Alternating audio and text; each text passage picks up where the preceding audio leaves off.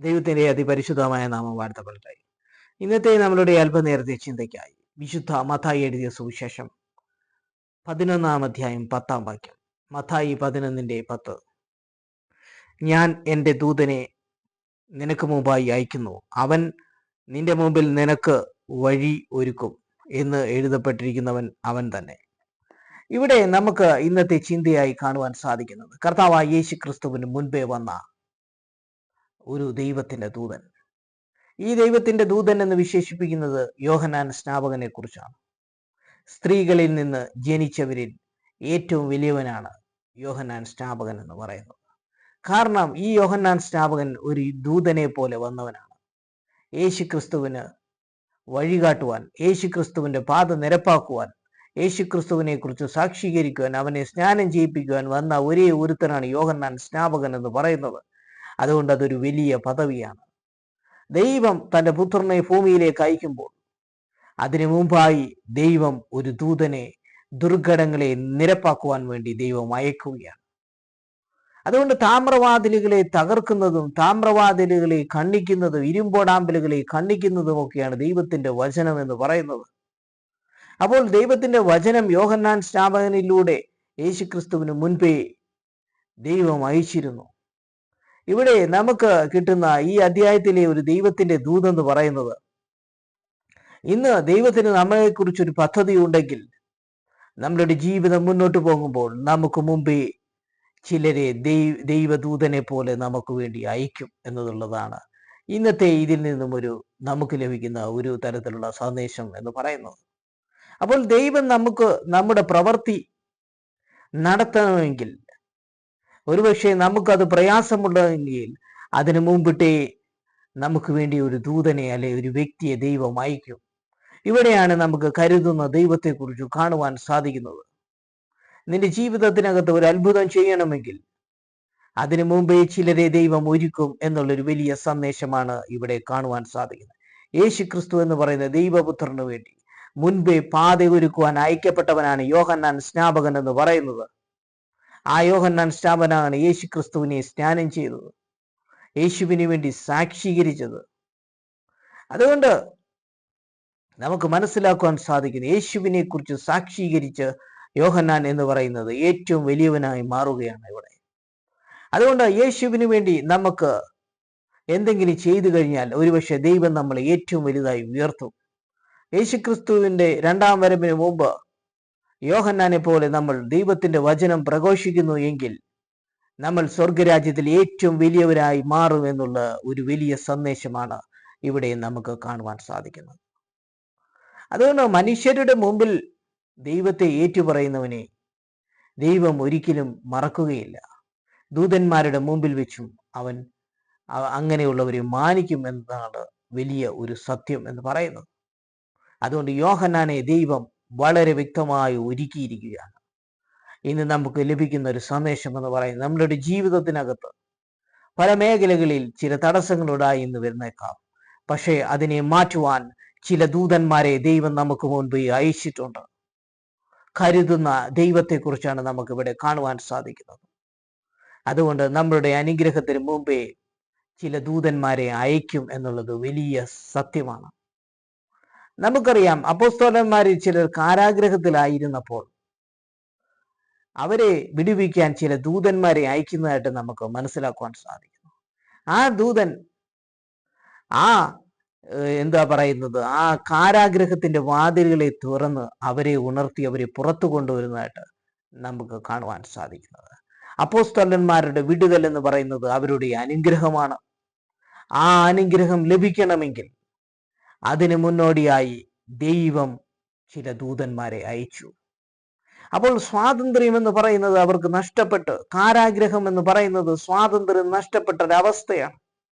ചങ്ങലകളാലും ബന്ധിക്കപ്പെടുന്ന ഒരവസ്ഥ, കാരാഗ്രഹത്തിന്റെ അവസ്ഥ, ഇത് ബന്ധിക്കപ്പെട്ട അവസ്ഥയാണ്. അതുകൊണ്ട് അതിൽ നിന്നും സ്വാതന്ത്ര്യം ലഭിക്കുന്നത് അവർക്ക് ഏറ്റവും വലിയ കാര്യമാണ്.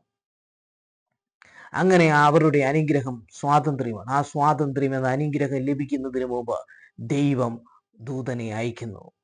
അങ്ങനെ ആ ദൂതൻ ആ ഇരുമ്പ് പോലുള്ള ഒരു പക്ഷെങ്കിൽ വാതിലുകളായിരിക്കാം ആ തടവറയുടെ, അല്ലെങ്കിൽ എങ്ങനെയാണെങ്കിലും അതിനെ മാറ്റിക്കൊണ്ട്, അതിനെ തകർത്തുകൊണ്ട് ആ ദൂതന്മാർ ആ ദൂതൻ കാരാഗ്രഹത്തിലുള്ളവരെ പുറത്തെടുക്കുന്നതായിട്ട് നമുക്ക് കാണുവാൻ സാധിക്കുന്നത്. ഇവിടെയാണ് ദൈവം കരുതുന്നവനാണ്. നമ്മുടെ സ്വാതന്ത്ര്യത്തിന് മുമ്പേ ചില ദൂതന്മാരെ ദൈവം അയക്കും. അപ്പോസ്തലന്മാരുടെ തടവറയുടെ സ്വാതന്ത്ര്യത്തിന് മുൻപേ അവർക്ക് വേണ്ടി അവരെ കരുതുവാൻ ദൂതന്മാരെ അയച്ചിരുന്നു. അതുകൊണ്ട് നമുക്ക് മനസ്സിലാക്കുവാൻ സാധിക്കും, യേശു ക്രിസ്തുവിന്റെ സാക്ഷീകരണത്തിനൊക്കെയും അല്ലെങ്കിൽ യേശുക്രിസ്തുവിന്റെ പ്രവർത്തനങ്ങൾക്കൊക്കെയും മുമ്പായി ദൈവം അയച്ച യോഹന്നാൻ സ്നാപകൻ എന്ന് പറയുന്നത് ഒരു ദൂതന് തുല്യമാണ്. ആ ദൂതൻ യേശുക്രിസ്തുവിനെ സാക്ഷീകരിച്ചു. അതുകൊണ്ട് അവൻ ഏറ്റവും വലിയവനായി. ഇന്ന് നമുക്ക് ലഭിച്ച സന്ദേശം എന്ന് പറയുന്നത്, നമ്മളുടെ ജീവിതത്തിനകത്ത് ചില സ്വാതന്ത്ര്യത്തിന് വേണ്ടി ദൈവം ചില ദൂതന്മാരെ അയക്കും നമുക്ക് മുൻപായി. അതുകൊണ്ട് ഇവിടെ കാണുന്നത്, ദൈവം നമുക്ക് വേണ്ടി ദൂതന്മാരെ അയക്കുന്നവനാണ്. എല്ലാ മേഖലകളിലും നമുക്ക് ഒരുപക്ഷെ വിടുതലുണ്ടായി എന്ന് വന്നില്ല എന്ന് വരാം. എന്നാൽ ചില അവസ്ഥകളിൽ ദൈവം നമുക്ക് വേണ്ടി ചില ദൂതന്മാരെ അയക്കും. നിന്റെ കാൽ കല്ലിൽ തട്ടാതെ വണ്ണം ഞാൻ എൻ്റെ ദൂതന്മാരോട് കൽപ്പിക്കുമെന്ന് ദൈവത്തിന്റെ വചനത്തിൽ നമുക്ക് കാണുവാൻ സാധിക്കുന്നു. ഒരുപക്ഷെ നമ്മൾ ഒരു വാഹനത്തിൽ യാത്ര ചെയ്തുകൊണ്ടിരിക്കുമ്പോൾ, ആ വാഹനം സഞ്ചരിച്ചു കൊണ്ടേയിരിക്കുമ്പോൾ ചിലപ്പോൾ ചില ദുർഘട സമയങ്ങളിൽ കൂടെ നമ്മൾ കടന്നുപോയി എന്ന് വന്നേക്കാം. എന്നാൽ അതിനു മുമ്പായി ചില ദൂതന്മാരെ അയച്ച് ദൈവം ആ ദുർഘടങ്ങളെ മാറ്റുന്ന ദൈവമാണ്. അവിടെ കരുതുന്ന ഒരു ദൈവത്തെയാണ് നമുക്ക് കാണുവാൻ സാധിക്കുക. ദൂതന്മാരെ അയച്ച് നിന്റെ പാത നേരെയാക്കുന്നവനാണ് ദൈവം എന്നുള്ളൊരു വലിയ സന്ദേശമാണ് നമുക്ക് കാണുവാൻ സാധിക്കുക. നമ്മളൊരു ജോലിയിൽ തുടർന്നുകൊണ്ടിരിക്കുകയാണെങ്കിൽ നമുക്കറിയാം ചില പ്രതിബന്ധങ്ങൾ നമ്മൾ നേരിടേണ്ടി വന്നേക്കാം. എന്നാൽ അതിനു മുൻപായി നമ്മളെ രക്ഷിക്കുവാൻ, അല്ലെങ്കിൽ നമ്മളുടെ ജോലി കൃത്യസമയത്തായി തീർക്കുവാൻ വേണ്ടി ചിലരെ നമുക്ക് വേണ്ടി മുൻപേ ദൈവം ഒരുക്കിയിരിക്കാം. അവിടെയാണ് നമുക്ക് വേണ്ടി കരുതുന്ന ദൈവത്തെ കാണുവാൻ സാധിക്കുക. അതുകൊണ്ട് യേശുക്രിസ്തുവിന് വേണ്ടി അയക്കപ്പെട്ട യോഹന്നാൻ സ്നാപകൻ എന്ന് പറയുന്നത് ഏറ്റവും വലിയവനായി. കാരണം അവൻ പാത നിരപ്പാക്കുവാൻ വന്നതാണ്. നമുക്കറിയാം, ക്രിസ്തുവിന്റെ പാത നാം നിരപ്പാക്കുവാൻ ഇന്ന് പോകുന്നുവെങ്കിൽ നമുക്ക് സ്വർഗത്തിൽ യോഹന്നാൻ സ്നാപകനെ പോലെ ഏറ്റവും വലിയ ഒരു മാന്യത നമുക്ക് ദൈവം തരുമെന്നുള്ളത് ഏറ്റവും വലിയ കാര്യമാണ്. കാരണം യേശുക്രിസ്തുവിന്റെ പാത നിരപ്പാക്കിയത് കൊണ്ട്, യേശുക്രിസ്തുവിനെ മുൻപായി സാക്ഷീകരിച്ചതുകൊണ്ട് യോഹന്നാൻ ഏറ്റവും വലിയവനായ ഒരു പദവി ലഭിച്ചു. യേശുവിനെ സ്നാനം ചെയ്തുകൊണ്ട് യോഹന്നാൻ ഏറ്റവും വലിയൊരു പദവി ലഭിച്ചു. സ്ത്രീകളിൽ നിന്ന് വന്നവരിൽ ഏറ്റവും വലിയവൻ എന്ന പദവിയാണ് സ്വർഗത്തിൽ യോഹന്നാൻ സ്നാപകന് ലഭിച്ചത്. ഇന്ന് നമ്മളുടെ ജീവിതത്തിനകത്ത്, നമ്മളുടെ എല്ലാ മേഖലകളിൽ നമ്മളെ കരുതുന്ന ദൈവമാണ്. നമുക്ക് വേണ്ടി ദൂതന്മാരെ അയക്കുന്ന ദൈവമാണ്. നമ്മുടെ പ്രതിബന്ധങ്ങളെ മാറ്റുവാൻ, നമ്മളുടെ ബന്ധനത്തിന്റെ ചങ്ങലകളെ അഴിപ്പാൻ ചില ദൂതന്മാരെ അയക്കുന്നവനാണ് ദൈവം എന്ന് പറയുന്നത്. അതുകൊണ്ട് കർത്താവായ യേശുക്രിസ്തുവിന്റെ രണ്ടാം വരവിന് മുമ്പ് നമ്മൾ ആ യോഹന്നാനെ പോലെ അവനെ സാക്ഷീകരിക്കുന്നുവെങ്കിൽ സ്വർഗരാജ്യത്തിൽ ഏറ്റവും വലിയവരായി നമ്മളെ ദൈവം മാനിക്കൂ എന്നതിനുള്ള ഏറ്റവും വലിയ തെളിവാണ് ഇന്നത്തെ നമ്മളുടെ സന്ദേശം എന്ന് പറയുന്നത്. അതുകൊണ്ട് നിനക്ക് മുമ്പേ ഞാൻ എൻ്റെ ദൂതനെ അയക്കുമെന്ന് പറയുന്നത് ദൈവം ഇവിടെ വളരെ വ്യക്തമാണ്. ഇന്ന് നമ്മളുടെ ജീവിതത്തിനകത്ത് ഏത് മേഖലയിലാണെങ്കിലും ആ കർത്താവായ യേശുക്രിസ്തുവിനെ കുറിച്ചുള്ള സന്ദേശം നമുക്ക് മറ്റുള്ളവരിലേക്ക് പകർന്നു കൊടുക്കാം.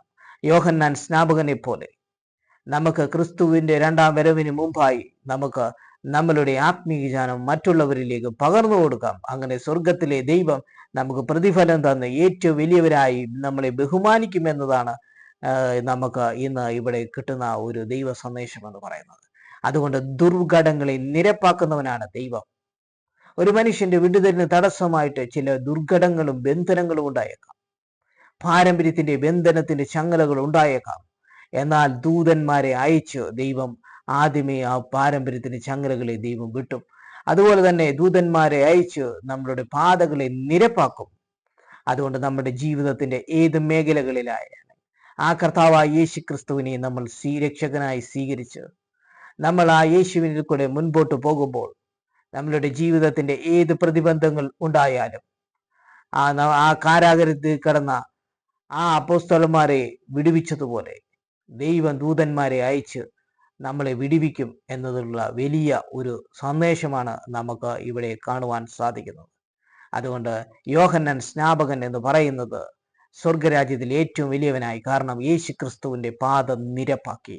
ഇന്ന് നമ്മളുടെ ജീവിതത്തിനകത്ത് യേശുവിൻ്റെ പാത നിരപ്പാക്കുവാൻ വേണ്ടി ഇന്ന് നമ്മളാലാവുന്നതുപോലെ നമുക്ക് മരണം വരെ നമുക്ക് പോരാടുവാൻ സാധിക്കും. അതുകൊണ്ട് സ്വർഗത്തിൽ നമ്മുടെ പ്രതിഫലം എന്ന് പറയുന്നത് വളരെ വലുതായിരിക്കും.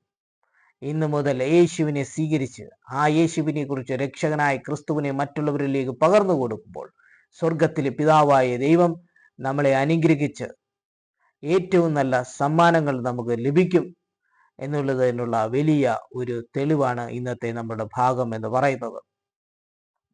അതുകൊണ്ട് ഇന്നത്തെ ഈ വചനങ്ങൾ നമ്മളെ പഠിപ്പിക്കുന്നത് യോഹന്നാനേക്കാൾ വലിയവനായി ആരുമില്ല, യേശു ക്രിസ്തുവിൻ്റെ പാദം നിരപ്പാക്കുവാൻ വന്നതാണ്.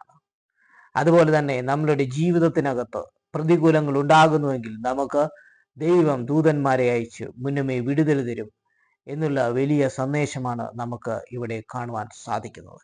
അതുകൊണ്ട് നമ്മുടെ കർത്താവായ യേശു ക്രിസ്തു രണ്ടാം വരവിന് മുമ്പായി നമുക്കാവുന്നതുപോലെ നമ്മളിലെ ആത്മീയ ജ്ഞാനം, ആ ക്രിസ്തുവിനെ കുറിച്ചുള്ള ജ്ഞാനം നമുക്ക് മറ്റുള്ളവരിലേക്ക് പകർന്നു കൊടുക്കാം. അതുകൊണ്ട് ഈ വചനങ്ങളാൽ ദൈവം നമ്മളെ അനുഗ്രഹിക്കട്ടെ.